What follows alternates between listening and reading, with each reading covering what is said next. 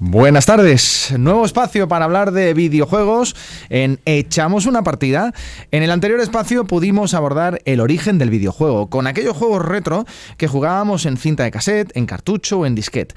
Pero hoy queremos centrarnos en una cuestión que podríamos decir que también tiene su origen en aquella época, pero que puede trasladarse a la perfección a la actualidad.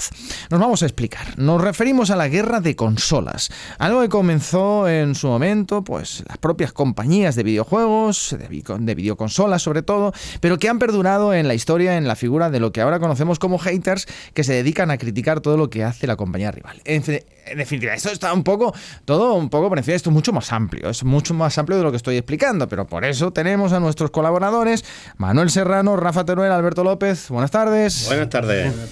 Para que nos den luz a esto, porque es que esto tiene tela, esto tiene tela. Bueno, la guerra de consolas. Para saber un poco más de esto tendríamos que remontarnos a los 80. Nintendo y Sega, ¿no? Yo discrepo. ¿Cómo no, Rafa? A ver, la guerra de consolas se resume en que si hay dinero, todos quieren llevarse un cacho. O sea, y lo que no compre, me compre a mí, lo que no me venda yo, pero como se lo quita a otro. Entonces, siempre ha existido la guerra de consolas. Lo que pasa es que a medida que fue avanzando, fueron cayendo chicas. O grandes incluso. Y claro, se fueron quedando en Nintendo y Sega. Ya estamos hablando, ya son de consolas de tercera generación. Porque en la primera generación y la segunda generación estamos hablando de la Magnavox, o sea, de la Coleco. Esas son las primeras generaciones, en el 73 hasta el 83. Y la segunda se mezcla un poco, porque también surge desde los 80, hasta los 90. Entonces están mezcladas. Pero cuando ya, pues Nintendo también estaba haciendo ya The Game Watch en la segunda generación. Lo que pasa es que cuando ya empezamos a saltar, surge la NES, pues las demás no estaban preparadas para ese salto. Entonces van cayendo. Entonces empieza Sega y Nintendo empezaron a ser un poco rivales. De hecho, en América... Un poco rivales. En América no se llama consola, se le dice una Nintendo. O sea, en Estados Unidos llaman una Nintendo a cualquier consola, como aquí decimos, pásame el colacao, da igual la marca que sea. O sea, eso se llama Nintendo porque Nintendo arrasó en Estados Unidos. Entonces Sega, ¿quién quería arrasar en ese mercado? Pero es distinto, porque es que ahí sí hay un mercado muy amplio. Es decir, a partir de los 80, con la llegada de la NES, con la llegada de la primera Sega, la Master System y demás, sí había una competencia, porque tú el mismo juego te lo podías comprar para una consola u otra. Y entonces, antes? ¿no? ¿En Atari? No. Pues si fíjate, el Pong, hasta el Pong había un Pong de una casa y un Pong de otra.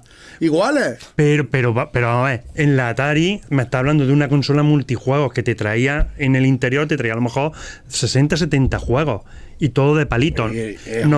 Nos vamos a unos juegos, una cosa muy básica, y que no había un mercado tan grande. Cuando realmente se empezaron a vender consolas, con la llegada, estamos hablando, sobre todo Nintendo y Sega, es cuando ya empezó, porque entonces sí había un mercado muy grande de consolas, había muchos juegos donde poder elegir, y aquí cada fabricante quería que estos niños compraran su consola para jugar ese juego, aunque sea el mismo juego que tiene el contrario, y sobre todo competencia en los juegos. Es decir, por un lado se sacó el Wonder Boy, Sega sacó a Sonic, como ya vio Nintendo que el Wonder Boy era de Sega, el Alex Kidd.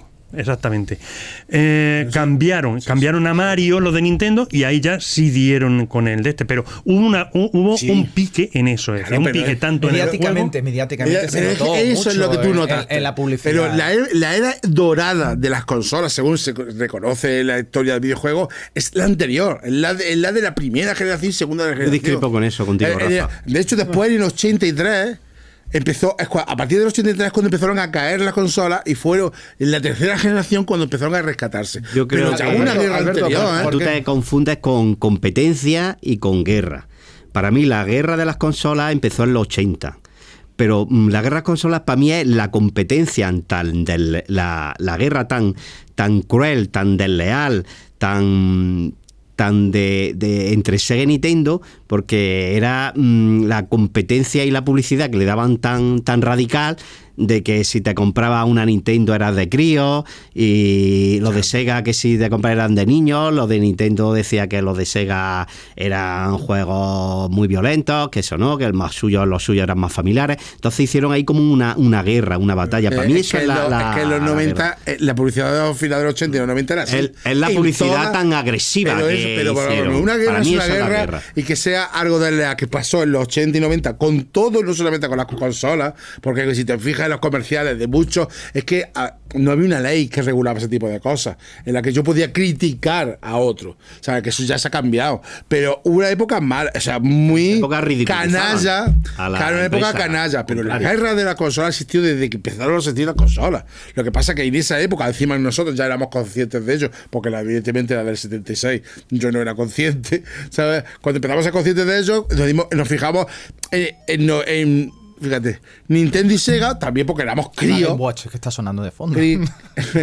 Éramos críos que en el colegio esa publicidad también llegaba a nosotros y decíamos, que tú eres de Nintendo, tú eres de Sega, es una mierda de consola. Y era porque éramos niños, ¿sabes? Y trasladábamos ese marketing a nuestra al recreo, al patio. ¿Creéis que esa guerra de consolas ha terminado? ¿O no? Siempre que haya dinero, hay guerra. Otras consolas. De hecho, se llevó por delante a consolas como la Dreamcast. Bueno, no sé, ¿eso sigue o ahora mismo está esto más calmado? No, sigue exactamente igual. Sigue exactamente lo mismo, y habéis visto con la PlayStation 5 y la Equipo. O sea, van a muerte porque evidentemente estamos hablando de una industria, como ha dicho Manolo, multimillonaria. Entonces, claro, ahora, antiguamente el fabricante fabricaba su consola con su... Ahora no, ahora la consola ya no tiene tanto valor. O sea, de hecho, no le sacan dinero a la consola, le sacan dinero a los videojuegos. La consola está ajustadísima. O sea, el precio de la consola, por eso no la pueden rebajar mucho, porque es que no tiene margen. Porque está hecha para vender los juegos. Pero exactamente, está hecha para vender los juegos. La rivalidad de las consolas que hay ahora es desproporcional. La rivalidad, sabes que ahora quien lleva es Sony. La PlayStation. Eso de eso, como venga aquí alguien de Xbox, se te puede lanzar el pescuezo. Entonces, eso yo tengo Xbox, no tengo la Play 5. A ver, como. Pero que la que se lleva el gato al agua es Sony. Pero no hay también depende. Si te fijas en una consola como simplemente un aparato de juego, te puedo decir, vale, sí puede ser que PlayStation se lleve un tipo de juegos mejores que Xbox, ¿vale? No vamos tampoco a comparar los juegos, ¿vale? Pero en una máquina, por ejemplo, una Xbox tiene un montón de aplicaciones que no tienes en Sony. Es decir, es una máquina que te sirve. Hace referencia a Game Pass, por ejemplo. Por ejemplo, el Game Pass. Claro. Sony no tiene un Game Pass como tiene, por ejemplo Microsoft. Claro. Microsoft, tú puedes tener la mayoría, o bueno, vamos a hablar de un porcentaje, un 70% de juegos que los puedes jugar en la consola y los puedes jugar en un PC. Sí. Cosa que, por ejemplo, Sony no lo tiene. Es decir, si hay una rivalidad, como he dicho, porque comparten juegos o rivalizan en juegos. Oye, pues este juego aquí, de todas formas no hay muchos juegos, no es como antiguamente que te sacaban el Street Fighter y lo tenías para Nintendo, lo tenías para Sega, lo tenías para tanto. Aquí no hay tantos. Sí hay juegos que evidentemente los sacan para todas las plataformas para que todo el mundo pueda jugar, pero no se nota tanto la diferencia de decir, a ver, como antiguamente, es que los colores te cambian, es que te cambian las fases. No, hoy en día no es así. A ver, es que también hay que hablar de que las compañías, o sea, cuando digo, hacen su licencia. Entonces, yo tengo un videojuego, Aladdin, que hemos hablado a lo mejor alguna vez, en Sega o en Nintendo. O sea, yo soy una compañía externa que le compro la licencia para poder hacer mi videojuego en tu plataforma. Es que eso, con los años, con los pasos de la generación de las consolas, también se ha dado cuenta de que es un negocio. ¿Por qué yo soy usuario de PlayStation? Porque los videojuegos que salen en PlayStation tardan después años en salir en PC. Es que me lo estás poniendo muy bien. Te tengo que cortar porque me lo estás poniendo muy bien para hablar de... Es que tengo que hilarlo, tío. Claro, porque estás hablando, tengo el videojuego de tal, tengo el videojuego del PlayStation, tengo el juego del Xbox, y entonces en todo esto, en toda esta guerra de consolas aparecen los haters, @haters. Claro. Bueno, pues vale, muy bien, aparecen los haters para que expliquemos un poco lo que es un hater al oyente. Pues alguien que se dedica a odiar en redes sociales principalmente, es el odiador oficial. Vale, muy bien, pues ese odiador odia todo lo que saque el rival, y si por ejemplo Microsoft saca para Xbox el nuevo Halo, es una mierda de videojuego, aunque no lo haya jugado. ¿Cómo veis esto de los haters? Es decir, es un producto más. Si habéis sido en algún momento haters. Es un mundo de marketing. Lo mismo que en los 90 veíamos esa publicidad de que era infantil, ahora utilizamos los haters para hacer lo mismo que estaban haciendo. Es crear una opinión, ¿sabes? Para que tú compres un producto. Polémica. Creas polémica. Un bando de nada. Era el deseo de Nintendo. Claro, y que te incline hacia una consola. Porque Pero a nosotros, Manolo, nos gustaban los de Mega Drive, nos gustaban los de No, lo que pasa es que sí, evidentemente. Ya tenés los dos. Claro, pero si tienes dinero para comprar pero siendo niño lo que tienes es lo que es mejor. Es decir, a lo mejor yo no he visto cómo sale el Street Fighter en Nintendo, pero yo tengo la Mega Drive y para mí es el mejor. No, claro. El tuyo es el malo, porque tampoco voy a decir que el tuyo es mejor, que me gusta más tu consola que la mía. Aquí en el caso de los haters, habría que ver también qué parte de esos haters son realmente, como tú dices, odiadores o gente que realmente no le gusta, pues porque no le gusta. O es pagada, o es realmente la empresa que dice, no, oye, pues yo, como en las redes sociales se compran votos, pues aquí 3/4 de lo mismo. Es decir, bueno, pues yo voy a comprarme ahora un número X de haters que vayan odiando la nueva consola que va a sacar la competencia. Claro. Los haters son un nuevo tipo de influencer. Es verdad, entonces se utilizan. Pero lo malo. Claro, por lo malo, claro, en lugar de lo bueno, por lo malo. Bueno, Rafa, tienes mucho que decir en cuestión de evolución de las generaciones. Sí. Porque es que eso es algo. Vamos a explicar un poco primero qué son las generaciones. Las generaciones pues se basa en que en tales años a tal año, pues aparecen unas consolas. De otro año a otro año, otra generación, aparecen otras consolas. ¿Cómo ha sido esa evolución? En realidad la evolución va vinculada más a la tecnología, va a los cambios, en un principio con los bits, con un bit, 8 bits. Primero, la primera generación de son llamada la de un bit, como he dicho, que es la primera Magnavox. Bueno, la Magnavox está ahí entre las dos, ¿sabes? La Odyssey está entre los dos, porque la segunda es de los 4 bits. Y eso, la Coleco, todas esas son las primeras generaciones. Bueno, solo no tenía. Después ya, más que por los años, compartí incluso años, porque aunque era distinta tecnología, entonces hubo una serie de consolas que compartían esa misma tecnología. Y la primera y la segunda, la que hemos dicho que es su época, es cuando abrieron el mercado a los domésticos.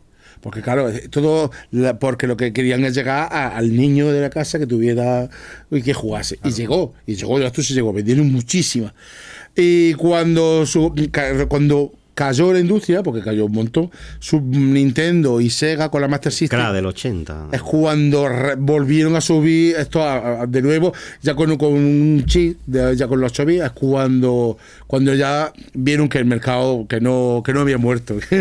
Para nada, no había muerto. Entonces ya empezamos la guerra, ya a correr más, a ser mejor que el otro. Claro, ya surge la siguiente, la de ya 16 bits, la Mega Drive, la Super Nintendo. Sí, pero fijaros que siempre fue entre Sega y Nintendo. Sí, y luego entró PlayStation y ya barrió. Había muchísimas más y aprovechaban. Si estaban había muchísimas consolas. Sí, está claro que la industria, los pioneros eran los japoneses. Sí. Ya en ese de hecho, hay muchas consolas que no llegamos a verlas aquí. Exactamente. Sí, hay muchas más. Atari ya se quedó obsoleta. Sí. Ya se quedó en la segunda pasó generación. Con muchos cartuchos de videojuegos que también se quedaron en Japón. Commodore, un poquito. Esto, evidentemente pasa que a Europa las consolas llegan ya muy filtradas. Es decir, ya, claro, tengo que sacar un nuevo producto allí y lo que de verdad funciona en Estados Unidos es lo que nos llega a nosotros.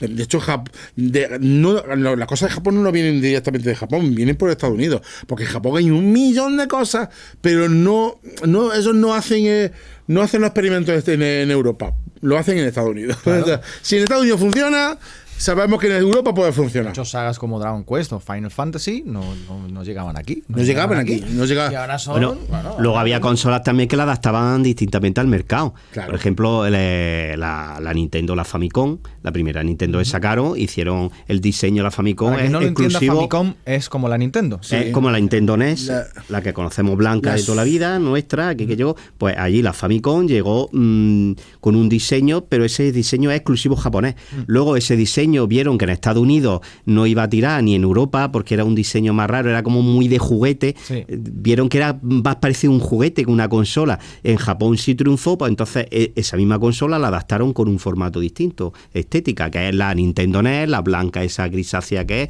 con la que conocemos todo. Pues esa es la que se vendió en Europa y en Estados Unidos. Fijaros qué casualidad, como el mercado Oye, Claro, a mí- y cambiaron. brevemente, Sí. muy breve, ¿creéis que esa guerra de consolas nos ha beneficiado a los jugones de alguna forma? Hombre, totalmente. O sea, el avance era pues, lo mismo que en el ordenador. ¿Sabes? Si tengo una demanda, pues y necesito un mejor hardware. Y claro, Cualquier competencia es buena claro, para eso, Todo lo que haya dinero, hay tecnología, está claro. eso sí, yo quiero decir una cosa Dinero. antes de terminar. Venga, tío, Yo voy a ser un poco hater. Venga. No me podéis negar que en el tema de portátiles, Nintendo siempre ha sido la principal. hombre, Desde la primera Game Boy, porque luego. siempre, por ejemplo, siempre a lo hablando de mejor otra- no. Sí, Es la que ha Hubo un perdurado. momento Sega ahí bueno. Es que hubo un momento y Sega. pero Sega en PSP. portátiles. Cabrón, la Game Gear. en portátil. La Game Gear. La Game Gear, la pero chupapilas. no llegó a sí. vender mucho. No llegó a vender Ya, pero es que eso que fuera color. Perdóname, pero a ver, quizá también sea por el tema de jugabilidad, pero Game Boy, sí es cierto que luego Game Boy se ciñó mucho en reducir tamaño con la Game Boy Pocket, Game Boy Color, etcétera, etcétera, y se quedó un poco estancada mientras, por ejemplo, Sega sacaba efectivamente la Game Boy 1, vamos, esta es la Esa es la Color. Color. Esa es la Color. ¿vale? Game Boy Color. Y luego la Pocket que la sacó que era más finita. Esa era ya un poquito de pertenece tamaño más a la finita. quinta generación de Mira, consolas. pero fíjate, a la quinta generación de consolas, en cambio, la Game Gear está en la cuarta. Es decir, Claro. la Game Gear, mejores gráficos, mejor sonido, porque era equiparable a la a la Master System en tecnología, y en cambio, Nintendo siguió sacando con esto. Luego, en cambio, se pasó a la Game Boy Advance y superaba la Game Gear, sobre todo en batería, y ya superaba. Yo en la Game Boy Color me juego al Metroid 2, pero ya ahora mismo. Ahora mismo. Al Tetris, yo al Bueno. Tetris. Manuel, Rafa, Alberto, muchísimas gracias por estar una Gracias. semana más con Hasta la nosotros. semana que viene. En el próximo programa explicaremos qué son los juegos AAA, que eso tiene también su enjundia, y la diferencia con la industria indie. No se lo pierdan.